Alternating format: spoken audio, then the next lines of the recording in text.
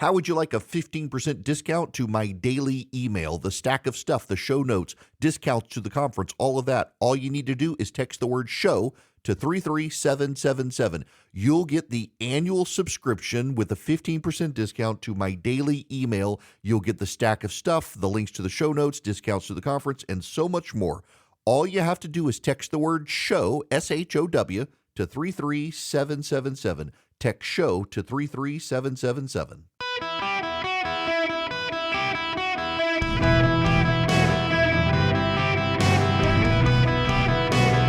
Welcome to the Eric Erickson Show podcast, Hour 2. Greetings, conversationalists. Welcome. It is Eric Erickson here across the United States of America. Glad to have you with me. We're moving on from the Supreme Court argument, but I got a note. If you want to hear my review of it or hear the audio clips of the justices, you should get my show notes, which you can get by texting data to 33777. Click that top link. You can subscribe, get the show notes, because we put a number of those clips in the show notes today from the justices. It's just a brutal beatdown of Colorado and law professors across America who they were convinced that this was the way to stop Trump. And nope. Not the case. So now we need to move on. But it's relevant to what happened at the Supreme Court today. It's relevant to a lot of people's thinking. I need to inform some of you of some important history, because much of what goes on in the world today in partisan politics from the left is used to try to demean and undermine the government of the United States, and it's not just legitimacy, but its goodness. I'm alarmed by the growing number of people on the right who have decided, in effect, that the United States is not a good or great nation for whatever their partisan bugaboo is, whether it's abortion or transgenderism. Usually it's a social or cultural issue, but they're like, we're not a great nation. We allow this abomination, as do so many other countries. But when their side takes back power, suddenly they're okay. The problem here is that for a lot of people on the right now, whether or not you believe the United States is the best nation or one of the greatest nations depends on who the president is and what his party is. When Donald Trump is president, comes roaring back to life that this is the best nation ever. When Trump loses, suddenly it's the worst nation ever. There's a difference, though, here for the partisans. On the right, it's transactional. On the left, there's a growing body of evidence that on the left, they really don't like the United States of America. Pew Research has a story out in a research poll on partisan differences in the United States and its global standing. Do you believe the United States stands above all other countries in the world, is one of the greatest countries along with others, or other countries are better than the United States? In 2011, 5% of Republicans said the United States is worse than other countries. And in 2011, 8% of Democrats said it.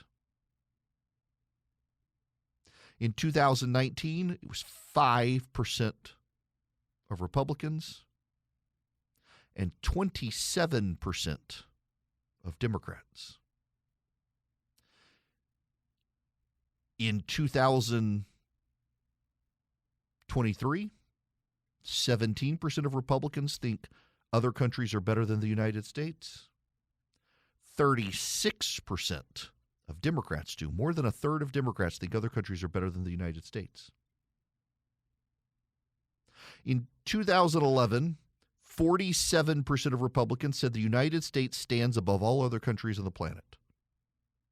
And 31% of Democrats did. In 2023, 31% of Republicans say the United States stands above all other countries in the world. Only 9% of Democrats do. In 2011, it was 8% of Democrats said the United States is worse than every other country, and 31% said it's the greatest country. And in 2023, it's 36% of Democrats say the U.S. is the worst country, and 9% say it's the best country. 51% of Republicans say the U.S. is one of the greatest countries along with other countries. 54% of Democrats say the U.S. is one of the greatest countries. The problem here is that you got 17% of Republicans say the U.S. is worse than all the other countries, but you got 36% of Democrats saying it. And the thing is, on the Republican side, it's transactional. You get a Republican in the White House, that number goes down. With Democrats, it doesn't matter who's in the White House. At least a third of them hate this country. And only 9% of them think it's the best country. Unlike almost every single one of you listening right now, I have been to more countries than I have been to states in this union. There are only 2 continents I have not visited: South America and Antarctica. I have been on every other continent. I have been from Northern Europe to Southern Europe. I've been to Africa. I grew up in the Middle East. I've been all over Asia. I can assure you there is no country as extraordinary as the United States of America. For all of its flaws, we're not a perfect country. No country is. We're still better than every other country on the planet. Our culture reigns supreme in every other country on the planet. Remember, when they killed Osama bin Laden, they found a copy of Ice Age, the animated movie, in his dwelling place, an American animated movie from DreamWorks. That's how dominant American culture is. Even Osama bin Laden, who hated us, wanted to watch our movies. The Chinese have tried to shut American movies out of its box office, and so what have they done? They started remaking American movies as their own. Y'all, we truly, genuinely are the best country on this planet. And I don't relate to or understand well the people in the United States of America who are somehow convinced that we're not, because we are. And what I find notable is that most of the people who say that we're not the best country on the planet are people who have never visited other countries. They have idealized versions of other countries in their head. It's like there's this fixation among some conservatives, and well, I shouldn't say conservatives, among populists on the right with Russia or with Hungary. Oh, they're so much better than us. No, they're not. These are trash countries. These are third world countries, but you don't call them third world countries because it's a bunch of white people. And you don't like to think of white people living in third world countries. They're third world countries. Russia is a third world country with nukes. I've been to Canada. Canada is our hat. Canada wants to be just like us, eh? I've been to the United Kingdom of Great Britain and Northern Ireland. Our culture is dominant there. I've been to Germany. The only good thing about Germany is you can get a beer at McDonald's. And Wiener Schnitzel. I love Wiener Schnitzel. But the Germans, well, I mean, we don't have German fast food restaurants in this country, but Germany has KFC, McDonald's, and Burger King. Even China has KFC, McDonald's, and Burger King. So does Russia. We are the greatest country. Not only is it so, but no other country has people willing to die to get there. You certainly have people flee North Africa trying to get into Europe. But then when they get to Europe, what do they want to do? They want to come here. They don't want to stay in Europe. Nobody wants to stay in Europe. It's filled with Europeans. Who would want to stay in Europe? I mean, the only time you want to be a European is when you go to the bathroom in European. But then you leave the bathroom after you flushed and you're no longer European. You're back out into America. You don't want to be a European. European socialists, they take trains everywhere. All the progressives of this country are like, oh, they have trains. We don't have trains. If we were a good country, we would have trains. No, you don't want a train to go from New York to California. You don't want a train. You don't want a high-speed rail. You want to get on an airplane that goes really fast so that you can get there as quickly as you can. Progressives love to believe that other places are better, and none of them have been to those other places. Or they have, and they came away with a deluded fantasy of how those places worked. Some on the right wish to believe that other countries are better for cultural reasons. But it also happens to be a bunch of people on the right who've never actually lived in those other places. It's absurd to not recognize the greatness of the United States of America. I have literally been all over the planet, again, except for 2 continents. Do you think, what country do you think is better than us? Do you think China is better than us? China that runs concentration camps and locks people away and punishes people for daring to criticize the state? Really? Is China better than us? Do you think Russia is better than us?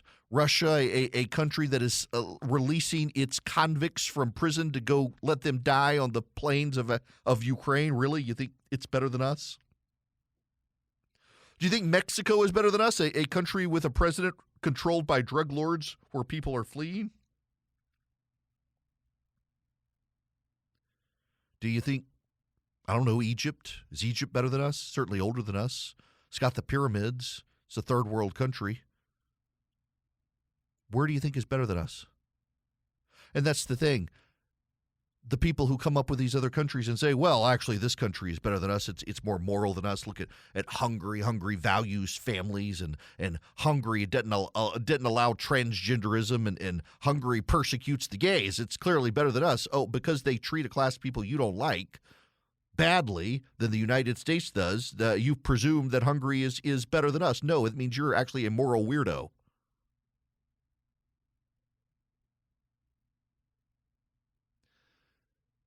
I'm telling you guys, I've been around the world. And other people want to be Americans. There's this growing strain of thought you see in the media that American culture is declining around the world. People aren't embracing American culture around the world. These people who say this have not been around the world. Because you go to India, go to Mumbai, go to Aden in Yemen, racked with war right now. Go to Mogadishu in Somalia. Go there. Go to Dar es Salaam in Tanzania. Or head over to Thailand. Go to Thailand. Go to Bangkok. Go to Cambodia. Go to Phnom Penh. Go to Vietnam. Go to Ho Chi Minh City. You know what you're likely to find in any of those places? Phnom Penh, Ho Chi Minh City, Bangkok, Dar es Salaam, Chennai, Mumbai, Dubai, Damascus. You know what you're likely to find? You're going to find someone wearing a Yankees baseball cap. They don't know anything about the Yankees. They've never heard of Babe Ruth. They don't know any of the Seinfeld jokes about the Yankees and George working because Stan's working for the Yankees. They don't know who Steinbrenner is. They wear the Yankees cap because it signifies America for them, an American culture for them. You go to Isfahan in Iran, you'll find people wearing Yankees ball caps because they all want to be us. It's a level of our insularity in this country that we can have people on the left despise this country, and they work socially, they work politically to run down this country because they're convinced that this country must be remade. And it should be startling to Democrats who don't consider themselves progressives that so few Democrats are willing to acknowledge the greatness of America. Only 9% of Democrats believe the United States is the best country. 36% believe it's worse than other countries. That's a damning indictment on the Democratic Party. And if you are a Democrat and you're horrified by this, well, you may need to rethink which party you're in. And if you decide to stick with it, you may need to work on cleaning up your party because your party is being overrun with a group of people who actually hate this country. Hello, welcome. It's Eric Erickson here. The phone number, if you want to call in, 877-973-7425. It has happened again. It has. First, it was Francois Mitterrand, who Joe Biden said he had talked to. Instead of Emmanuel Macron, the president of France, he referenced Mitterrand, who's been dead since the early 90s. Now on Wednesday, Joe Biden says he's had a conversation with Helmut Kohl, the German chancellor. Problem is that Helmut Kohl died in 2017 and hadn't been chancellor of Germany for some time before that. He was meaning Angela Merkel, who was the chancellor, but he did it again. Joe Biden keeps talking to dead people. He's either talking to dead people or he's got dementia. Possibly he was using a Ouija board. We're not sure. Even the Daily Beast is starting to pick up on this stuff. I mean, the Daily Beast is a progressive publication. And being a progressive publication, you would think that they would not be covering this stuff, and yet the progressive publications are starting to realize they have problems with Joe Biden. I do want to remember when I was in D.C. in 2022, there were a group of reporters were saying the New York Times was going to start doing just pounding on Biden after the election. It never happened because it turned out better for the Democrats. I'm wondering if it's about to start happening because the polls are starting to freak them out. Good poll just came out of Wisconsin, and Donald Trump's ahead of Biden there. Bad signs for the Democrats. A good sign for you is at Stamps.com. You'll see a little microphone in the top right of that site. You can click on it, put in my name, Eric, and start saving with Stamps.com. Stamps.com has been around for 25 years, helping small businesses and individuals save money when they ship. You go to Stamps.com, click the mic, put in my name, Eric. You can sign up with them today. There's no long-term commitment, no long-term contract to sign. You get a digital scale to help you weigh packages. Here's the deal. You can go through Stamps.com to ship with the Post Office UPS and save up to 89% off shipping rates. Not only that, you can arrange pickup at your office or your home so you don't have to go stand in line. You can even get supplies from Stamps.com, envelopes, boxes, bubble wrap, stamps, you name it, labels. And then with your mobile device or your computer and a printer, you can print the labels and ship via Stamps.com. And you're saving a ton of money. It's a great setup. You can cancel at any time. There's no long-term obligation. I've been using them for about 20 years on and off. I love them. I used them the other day, as a matter of fact. It's so easy to use. Interface is great. You just need a printer and a computer. Stamps.com, click the microphone, put in Eric. Start saving today. Greetings and welcome. It is Eric Erickson here across the nation. I'm sorry. I gotta just take a short moment here and deal with this story. PETA is at it again. Y'all, the PETA folks are just some crazy people. PETA is asking amusement ride manufacturers, particularly the largest amusement park ride manufacturer, who happens to be in Kansas, to stop producing animal-themed carousels. Children learn through play, and teaching them to have respect and compassion for all living, feeling beings can help create a more just and merciful world, says Ingrid Newkirk of PETA. In the release, the organization asks that Chance Rides, a Kansas-based amusement company that animal-themed merry-go-rounds celebrate exploitation. PETA implores Aaron Landrum, the president and CEO of Chance Rides, to end its production of animal-themed carousels and instead produce figures in the shapes of cars, airplanes, spaceships, bulldozers, and other vehicles.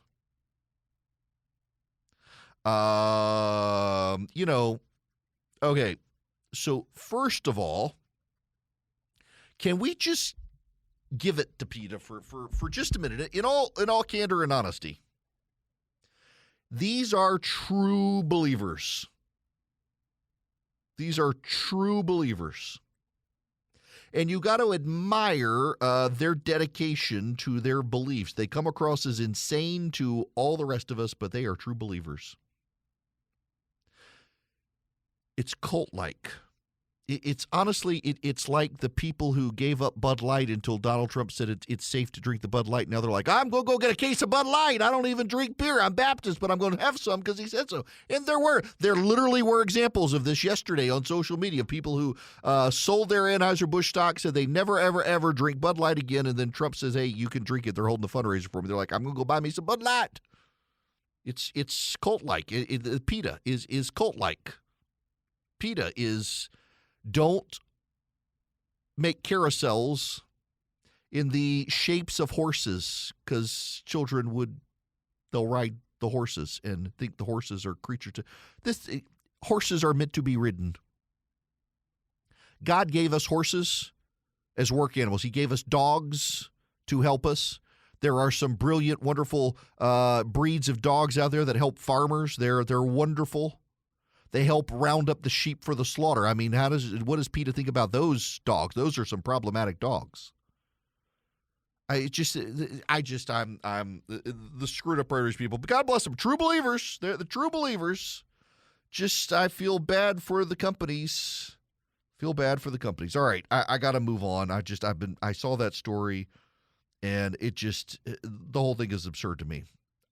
There is a story we need to talk about. Remember the candidate who was running for office in New York City? And his party was essentially the Rent's Too Damn High party. That was the name of his political party he had conjured up. This is from the Associated Press. A record number of Americans can't afford their rent. Lawmakers are scrambling to help. Single mom Caitlin Colbert watched as rent for her two-bedroom apartment doubled, then tripled, then quadrupled over a decade in Denver, from $750 a month to $3,374 last year. Every month, like millions of Americans, Colbert juggles her costs. She pays rent or swim team fees for one of her three kids, rent or school supplies, rent or groceries. Colbert, a social worker who helps people stay financially afloat, would often arrive home to notices giving her 30 days to pay rent and a late fee or face eviction. Every month, you just got a budget, and then you still fall short. This month, we have $13 left. Millions of Americans, especially people of color, are facing the same painful decisions as a record number struggle with unaffordable rent increases, a crisis fueled by rising prices for inflation, a shortage of affordable housing, and the end of pandemic relief. You know what? If the cities lowered property taxes, it could help, but they're not going to do that. Sometimes they want to make the landlord the bad guy. Let me tell you what landlords are dealing with around the country. It's a big issue now where I am in Atlanta. People who refuse to leave, they're squatting. They don't want to pay their rent, and they squat. This is a ridiculousness that's driving up the cost of rent for everybody. Right now, the legislature in Georgia is meeting, and there are a couple other legislatures in the nation that are dealing with this as well, trying to figure out what to do about squatters' rights and squatters in houses, people who they've stopped paying their money. The landlord wants to evict them, and it takes forever to get them out of the house. And you know what landlords do? Landlords drive up the rental price of the property to keep the riffraff out. That affects everybody because other landlords begin to drive up their rents as well. If that guy can get this much, well, I can get something comparable. You solve the squatting problem, you're going to help deal with this issue. Now, so what's actually happening? This is a bizarre situation that's getting more and more attention. In fact, Bloomberg News has this piece out of Atlanta. An estimated 1,200 homes are illegally occupied. In the Atlanta metro area. In the biggest U.S. market for institutional landlords, squatting in vacant rental homes has reached such extreme that owners offer intruders money to leave, and many property managers won't check on suspect houses alone. A squatter last spring shot one of Matt Urbanski's employees in the leg during a 4-mile car chase through the Atlanta suburb of Lithonia. Urbanski, who runs a home cleaning and construction firm, had been trying to remove the man's belongings from a house owned by rental industry giant Starwood Capital Group. They got into a scuffle, which escalated into a pursuit and gunfire. "I'd be terrified in Atlanta to lease out one of my properties," Urbanski said. Around 1,200 homes in metro Atlanta recently have had squatters, or people occupying a property illegally without a landlord-tenant relationship. That's far more than in any other U.S. metro area tracked by the National Rental Home Council. And it's hitting big names in America's single-family rental business, including Starwood, Cerberus Capital Management's First Key Homes, Amherst Group, all of which have had dozens of properties with squatters. Landlords say evicting intruders can take half a year or more due to backlogged court systems and overwhelmed sheriff's offices. The large corporations are having a hard time dealing with it. A small individual who would want to use that property to build their long-term wealth and secure their future, it could potentially destroy them. First Key Homes is based just outside Atlanta. It's installed smart home equipment and created notification systems to address trespassing. Unlawful occupants often brandish weapons and threaten neighbors, including children. The problem is rapidly growing. We're concerned about the impact. Atlanta has proven fertile ground for the single-family rental industry that sprang up following the foreclosure crisis. Low home prices helped landlords amass large portfolios, and the growing economy promised rising rents. Today, institutional investors own 72,000 homes in the Atlanta area. Institutions own 34,000 homes in Phoenix, the second largest market. Smart job growth and pandemic real estate boom, fueled in part by people moving from pricier cities, has sent the area's housing costs soaring. The typical rent across all properties in the Atlanta area has risen 34% to $1,897. Technology is making it easier for squatters to spot and occupy vacant homes. The advent of self-showing allows would-be tenants to request a viewing and receive a code to enter the property, which can go awry when the information falls in the wrong hands, and fake lease documents are readily available on the internet. People have figured out how to leverage the technology in such a way they can get into the house, counterfeit a bogus lease document, and then just won't leave. Turning on utilities in a vacant house can make it as easy as getting a modem from a local internet service provider. Says Urbanski, he cleans as many as 40 squatter homes a month. Many internet providers require little proof of residency. Once squatters get a bill for the online account, they use that to set up water and power. In some cases, people even squat unwittingly. Scam artists can gain control of a vacant rental home, list it for rent online, and draw up fake lease documents. The duped renter coughs up thousands of dollars in advance, makes monthly payments to the scammer. This is crazy.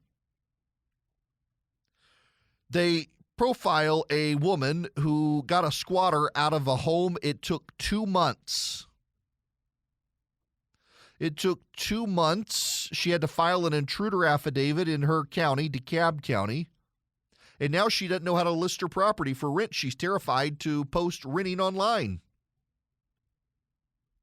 And by the way, getting rid of home squatters in 2 months is rare.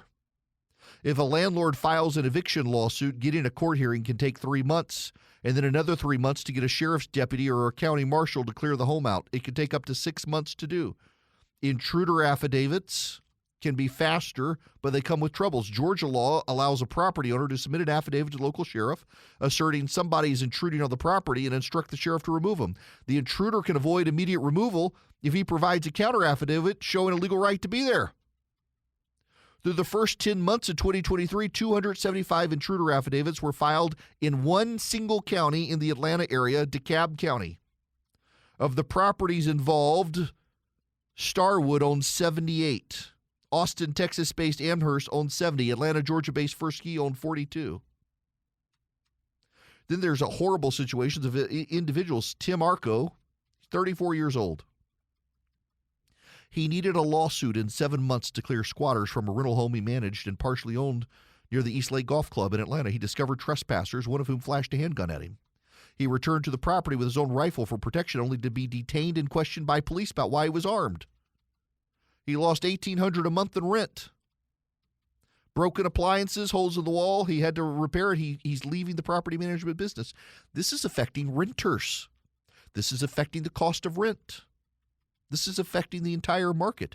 You want to solve the housing crisis, you got to solve this problem because it's one of the problems. It's driving up rental costs, keeping the riffraff out, making it more selective in how you rent. This has a direct real-world impact on how rent is handled and the availability of housing in urban markets around the country, from Atlanta to Phoenix to New York City to Los Angeles, California, and every point in between.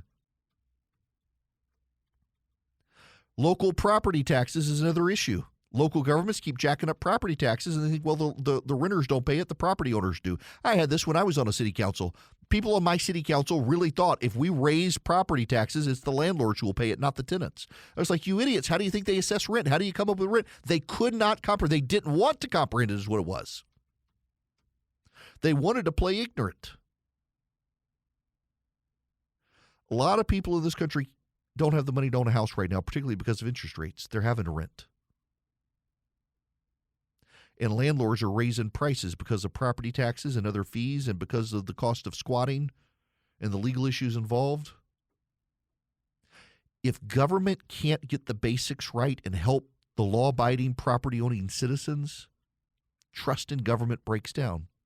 You got to be able to solve these problems and solve them quickly for the landlords, or you have a cascading series of problems, such as a lot more homelessness than you should have, and homelessness among a class of people who shouldn't be homeless, but they can't find a place to live other than their car.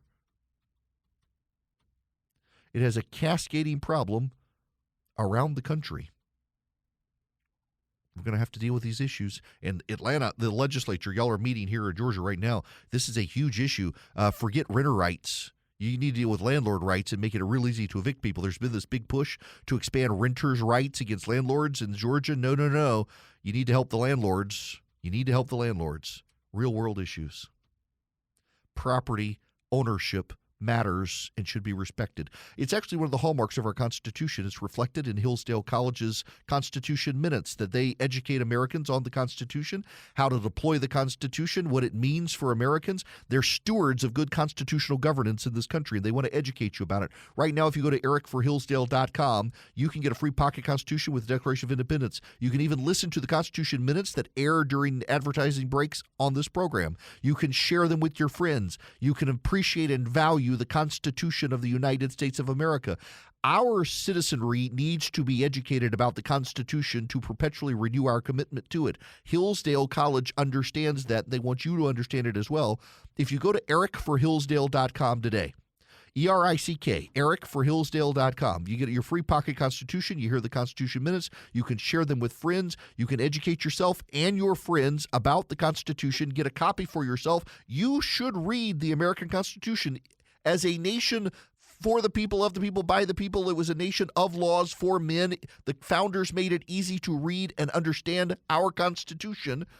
You should take the time to read it. Just as you read Scripture as someone of faith, you should read the Constitution as someone who's an American. ericforhillsdale.com. Go get your copy today. Well, at MSNBC, they're trying to prepare progressives. This is Neil Cattell speaking, who is worked for the Obama administration, argued cases before the Supreme Court. I've watched over 400 Supreme Court arguments. I've done 50 myself. I would tell you this argument did not go well for the Trump challengers, and that's to put it mildly. I probably have some other adjectives that I won't say on air. Yeah, it did not go well. It really, genuinely did not go well. Just crazy that, I mean, progressives really thought, we got him now, and it could legit be a per curiam decision, which means it's unsigned by the court, a unanimous decision unsigned by the court that just says Colorado got it wrong. It really could happen, or it's 8-0. The only question is Sotomayor. It seems very obvious that Ketanji Brown Jackson and Elena Kagan side with everybody else on the court.